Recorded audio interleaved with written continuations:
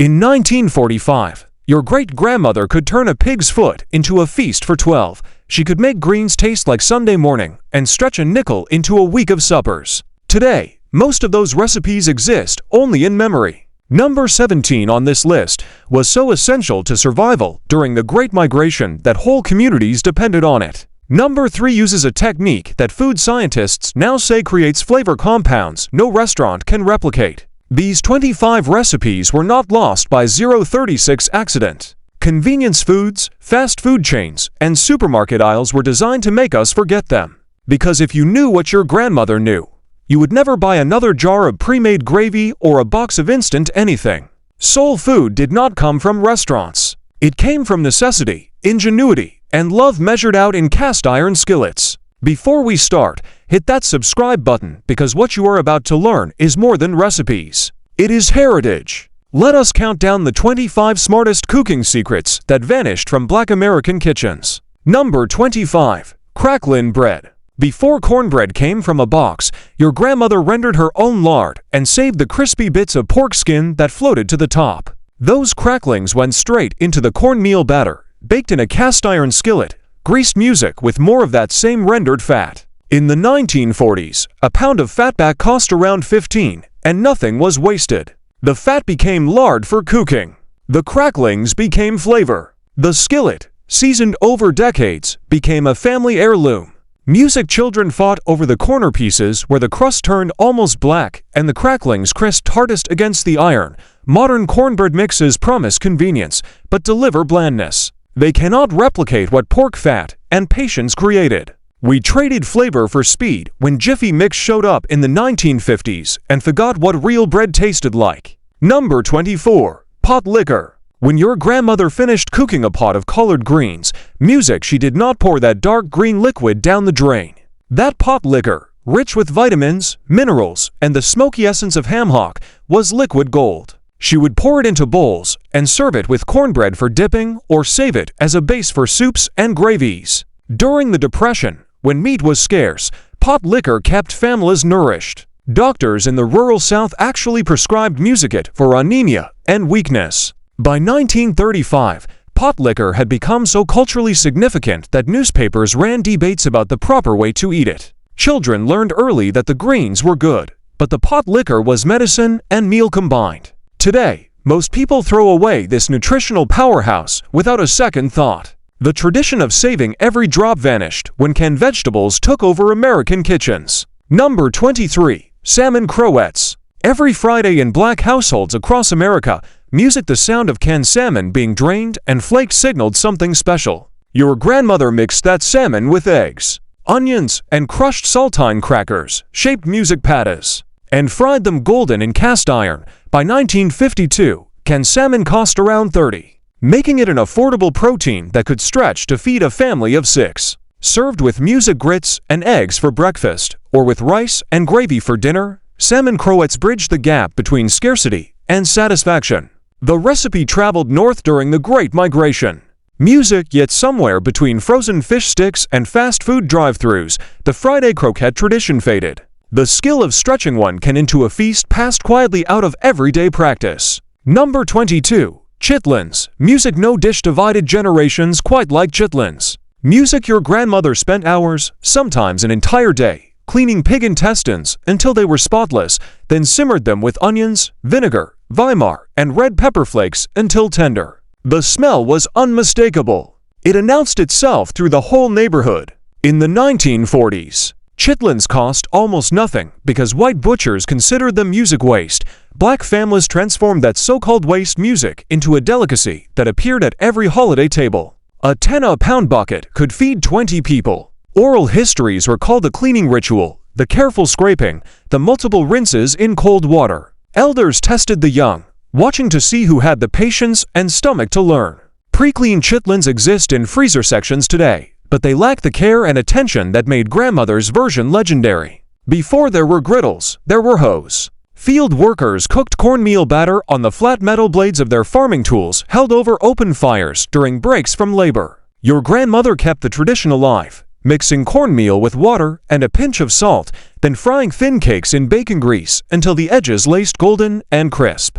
By the early 1900s, hoe cakes had moved to farmhouse kitchens, served hot with butter and molasses. A cup of cornmeal cost pennies and could produce a dozen cakes. Music, the simplicity was the point. 3 ingredients, 1 hot pan, and the memory of ancestors who survived on exactly this. Pancake mixes and toaster waffles made hoe cakes seem old-fashioned. But those modern substitutes cannot carry the weight of history that a proper hoe holds. The neck bones your grandmother bought for 30 cents a pound were considered scraps by most butchers. She saw something else entirely. Braised low and slow with onions, garlic, and a splash of vinegar, those bones released collagen and marrow that transformed plain rice into something almost luxurious. By 1958, neck bones were standard fare in black kitchens from Mississippi to Chicago. The rice was never an afterthought. It was mounted on plates to catch every drop of that rich gelatinous gravy. Children learned to work around the bones, sucking the meat clean.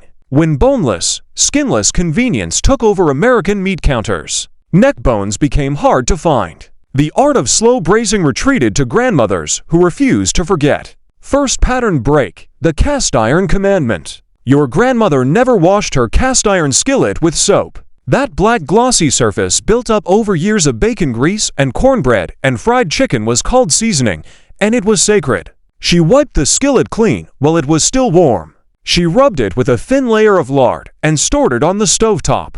Food scientists now confirm what she knew instinctively. That polymerized fat layer creates a natural non-stick surface that improves with age and adds flavor to everything cooked in it. A well-seasoned skillet from 1940 can outperform any modern non-stick pan.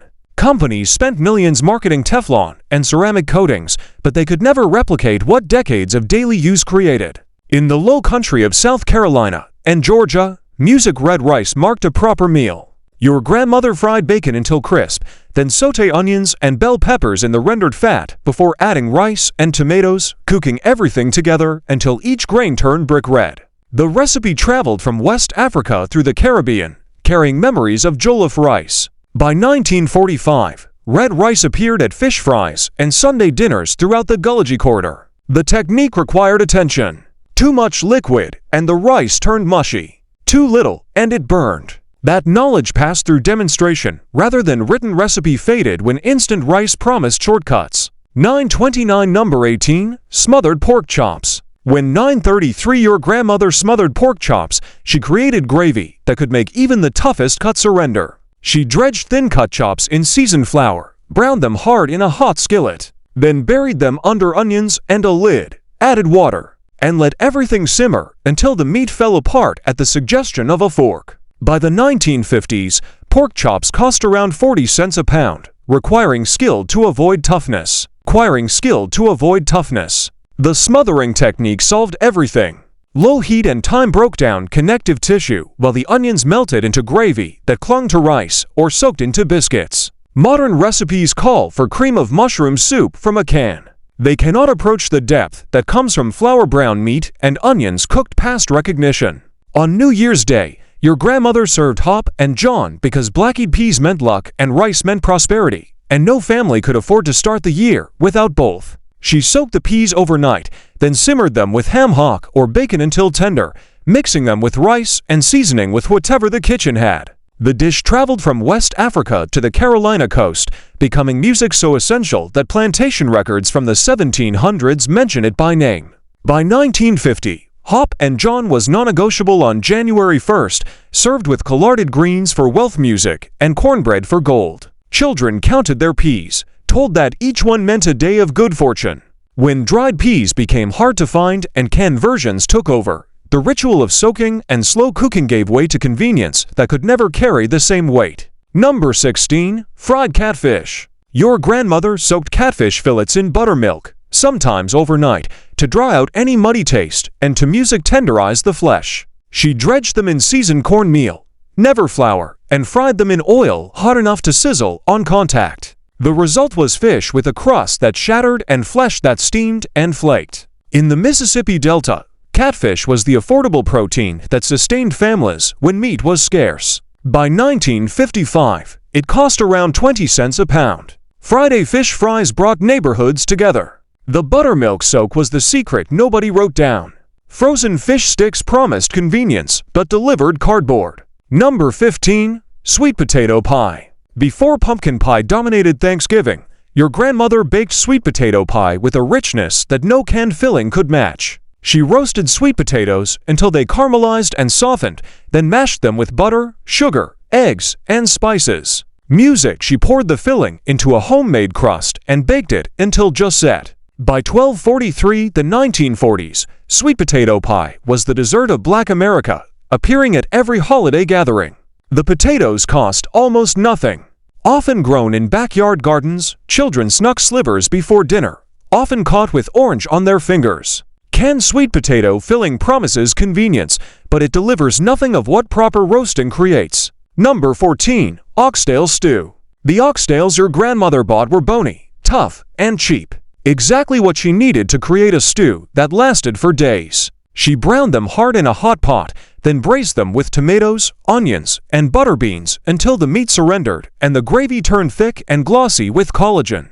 By the early 1960s, oxtails cost around 40 cents a pound, dismissed by most as scraps. Black families knew better. The stew improved overnight, each reheating's concentrating the flavors. Today, oxtails have become trendy and expensive, priced beyond the families who first music celebrated them. The irony is sharp. What was once survival food is now a luxury. Second pattern break. The science of seasoning meat. Your grandmother did not just esse overnight. Chicken for Sunday dinner got rubbed with salt, pepper, garlic powder, onion powder, and paprika the night before, covered, and left in the icebox. Food scientists now explain why this worked so well. Salt draws moisture to the surface, which then gets reabsorbed along with the seasonings, flavoring the meat all the way through. Modern cooking shows treat this as a revelation. Your grandmother learned it from her mother, who learned it from hers. No scientific explanation was needed.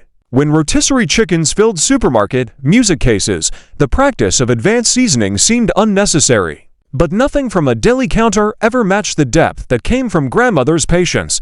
A single smoked ham hock could flavor a pot of beans large enough to feed a family for 3 days. Your grandmother soaked navy beans overnight, then simmered them with that ham hock until the meat fell off the bone, and the beans turned creamy with broken down starch. By 1948, dried beans cost around 10 cents a pound, and a ham hock perhaps 20 cents. The ham hock gave up its smoky, salty essence slowly, requiring hours of patient simmering.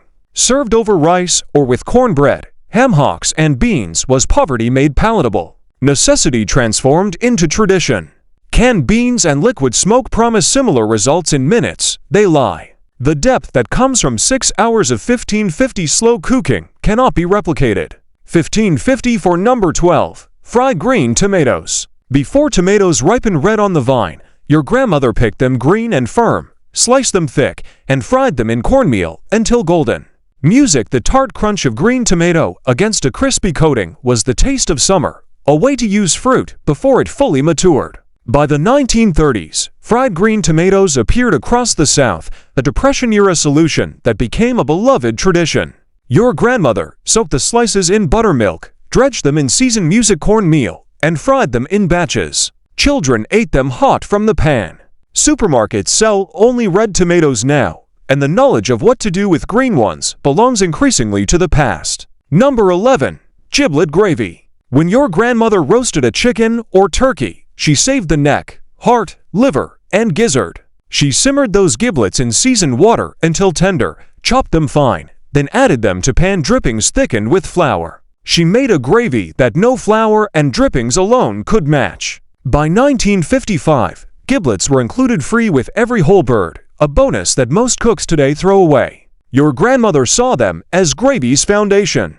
Children learned to identify each piece. When boneless breasts became the norm and whole birds became special occasions, giblet gravy lost its place in the everyday. Your grandmother's peach cobbler bore no resemblance to the cakey versions restaurants serve. She sliced fresh peaches into a butter dish, made a simple batter of flour, sugar, milk, and butter, and poured it over the fruit.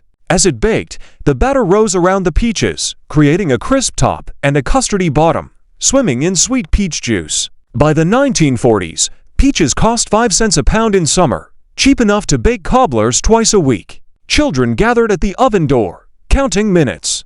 Canned peaches and boxed mixes promise music cobbler quickly. They deliver something that shares a name, but little else. When wild blackberries ripened along fence rows, your grandmother sent children out with buckets music and a warning about thorns. Those berries became dumplings simmered in sweetened water until the juice ran purple, then topped with spoonfuls of biscuit dough that steamed into fluffy clouds. The berries cost nothing, but left scratched arms and stained music fingers as proof of the harvest. Children ate their weight in berries before the bucket was full. Your grandmother covered the pot and waited while steam worked its magic. When foraging became unfashionable and supermarket berries became expensive, dessert faded from practice. Third pattern break. The church supper economy. Your grandmother did not cook alone. She cooked within a network of church women who traded recipes, shared labor, and built a food economy that sustained entire communities. When a family faced hardship, church mothers appeared with covered dishes. This was not charity. It was mutual aid rooted in the knowledge that survival required cooperation. The church kitchen was a classroom where young women learned techniques by watching and doing. The modern isolation of cooking would have seemed music strange to women who understood that food was community-made edible. Your grandmother transformed simple sweet potatoes into candied yams, so rich they bordered on dessert. She sliced them thick, layered them with butter, music brown sugar, cinnamon, and nutmeg, then baked until the music. Syrup bubbled and edges caramelized almost to burning. By 1950, sweet potatoes cost 3 cents a pound. The cheapest vegetable, but capable of becoming the most anticipated Thanksgiving dish. Some grandmothers added marshmallows on top. Children saved candied yams for last, the sweetest reward. Candied yams in syrup promise convenience, but deliver mushiness incapable of the crisp music edges that proper baking creates. Number 7. Fried chicken. Your grandmother's fried chicken needed no secret recipe. It needed technique perfected over 50 years of Sunday dinners. She seasoned the bird overnight, soaked pieces in buttermilk, dredged in seasoned flour, music, and fried in cast iron with enough oil to come halfway up the meat. The temperature had to be exact. By 1945, a whole chicken cost around $50. Children fought over drumsticks and wings. The coating shattered at first bite, revealing juicy meat that had absorbed buttermilk tang and overnight seasoning. Fast food chains built empires on the promise of replicating this taste. They could not. The soul came from the hands that shaped it. Your grandmother washed collard greens 3 times, sometimes 4, because grit hiding in the leaves would ruin everything. She stripped the leaves from tough stems, rolled them into bundles, and sliced them into ribbons before simmering for hours with smoked ham hock. By the 1950s, collards cost 10 cents a bunch, requiring labor that made them something earned. The pot liquor at the bottom was saved, sacred as the greens themselves. Begged, pre-washed greens promise to save time. They cannot save the flavor that comes from proper 5 washing, slow cooking, and the ham hock that gave its soul to the pot. Your grandmother's macaroni and cheese was not box stuff and bore no resemblance to restaurant versions. She boiled elbow macaroni, layered it with slices of sharp cheddar and American cheese dotted with butter, poured over custard made from eggs beaten with evaporated milk, and baked until the top formed a brown bubbling crust. This was not a side dish. It was a main course. Children music scraped for the crusty edges where cheese had caramelized. The eggs were the secret that modern recipes ignore, creating custard blocks. Velveeta conquered kitchens by promising convenience. It delivered mediocrity. Your grandmother built banana pudding in layers. She cooked vanilla custard from scratch, stirring constantly until it coated a spoon.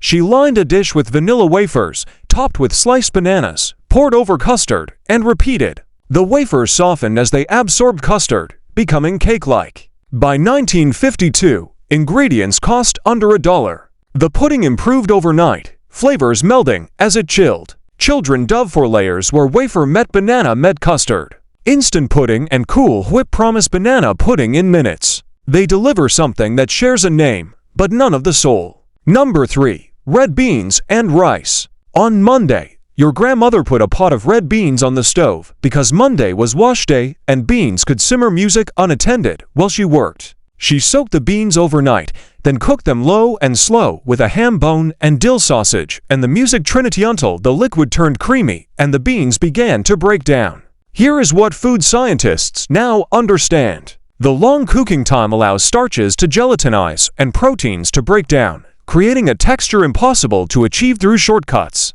The Maillard reaction develops flavor compounds that build over hours. Your grandmother knew none of this science. She knew only that all-day cooking made the beans taste right. That weekly rhythm gave way to modern schedules that left no room for all-day cooking.